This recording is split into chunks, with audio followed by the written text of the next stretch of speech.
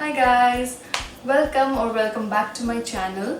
In today's video I'm going to teach you how to do Sirsasana, but before that please make sure that you are not suffering from any kind of illness or injury, high blood pressure, low blood pressure. If in case you are suffering from any kind of illness, any kind of disease, then please consult a doctor before doing any of these asanas. Okay, so without any further ado, let's get started.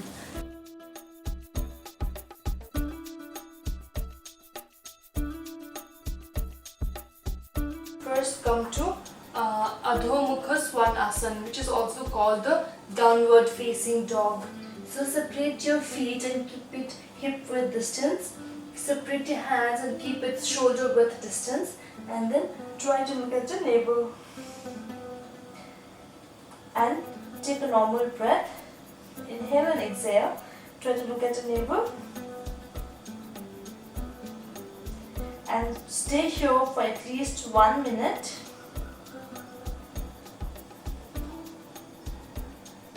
If you feel tired, you can again slightly roll forward, fold your knees, and then take a little bit of a rest in child's pose.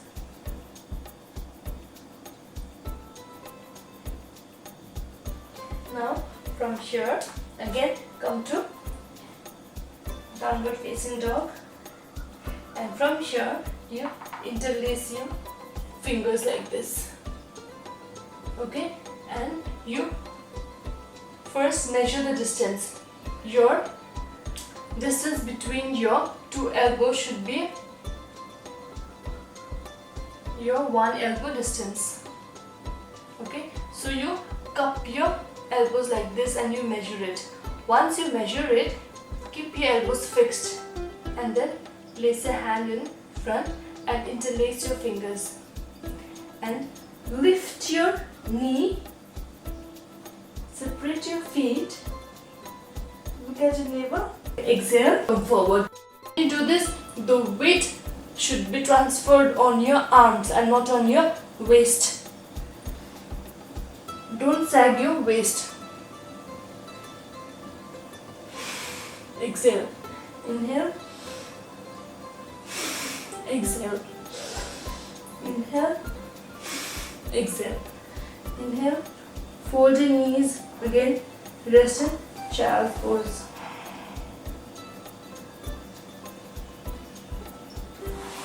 Yeah, so dolphin stretch is very important for you to practice if you want to do headstand, because then you will feel how it feels like to transfer all your body's weight on your arms. Okay, yeah. Now the third step is to improve your hamstrings, to open your hamstrings, to open your hips. Okay, so come to Adho Mukha Svanasana. Now inhale and exhale. Up. Try to keep your knees straight. Feel the hamstring stretch on your left leg. Again exhale and come forward. Shift your weight on your arms. Inhale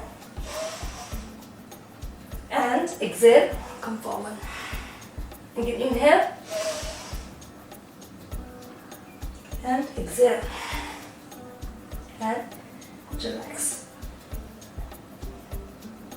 Once again, come forward, inhale and exhale.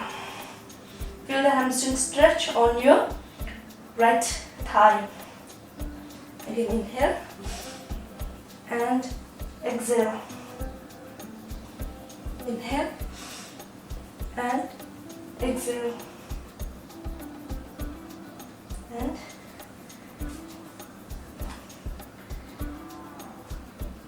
from here again, once again, turn, fold your knees and relax in child's pose.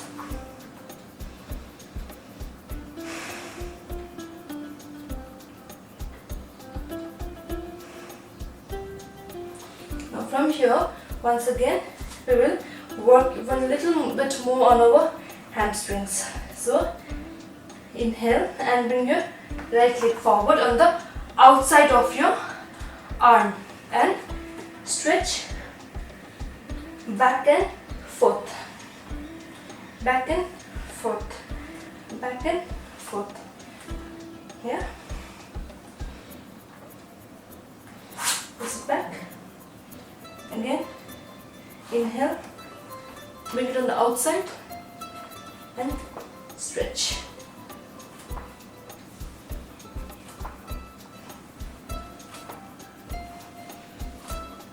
Okay. Now from here, once again, fold the knee and rest in child's pose.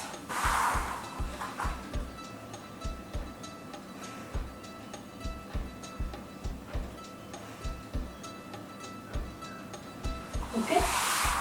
And now we will do Sirsasana. Okay.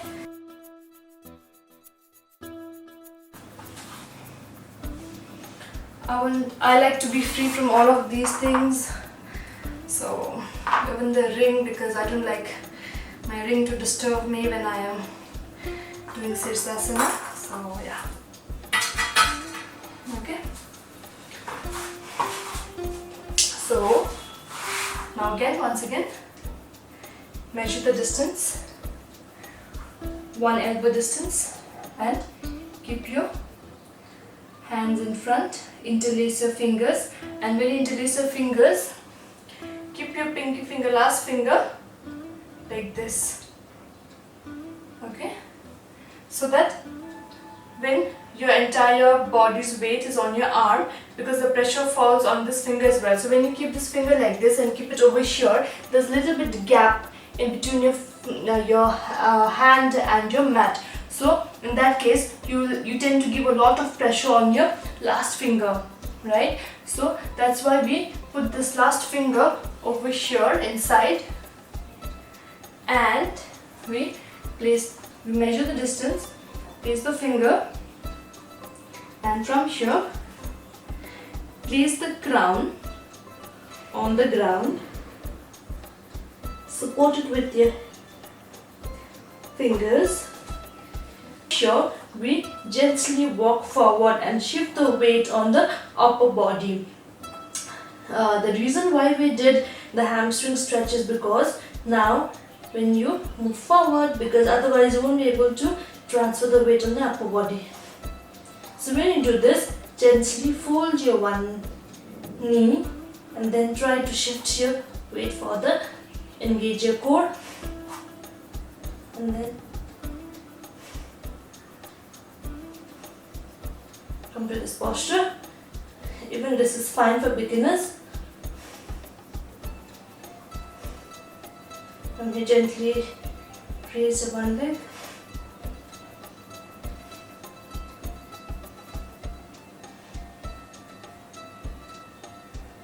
Lift the other leg as well.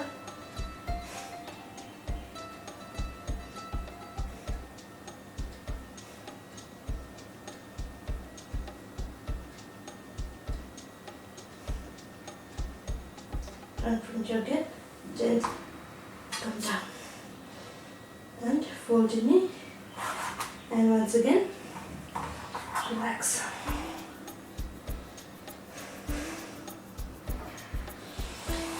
So this was one way of doing headstand. For those who are not able to do it this way, there's one more way I can teach you. Okay. So, but the basic rules again remains the same. How you interlace your finger, how you measure the distance. Measure the distance first, interlace your finger, place your crown on the ground, support it with your hands, your fingers, and then separate your feet as much as you can, and then try to walk forward. Try to transfer the weight on your upper body, and from here, when you do this, you're spreading the weight across your body. And then from here,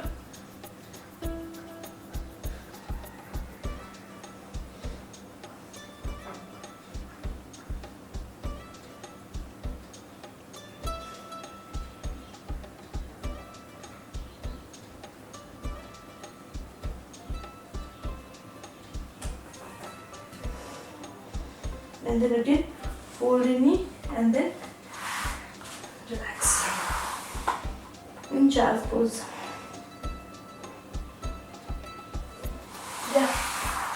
So that was my headstand. So you can also try it with the help of the wall. I'll try to show you. I don't have much space over here. I just have one wall. I don't know how will I show you, but let me first set this up.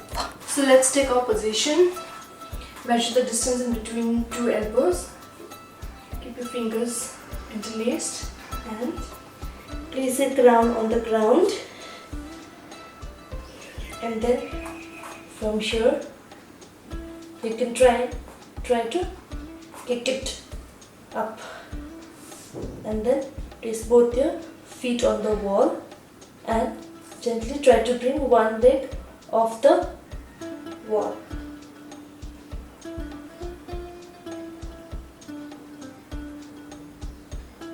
And then gently try to down.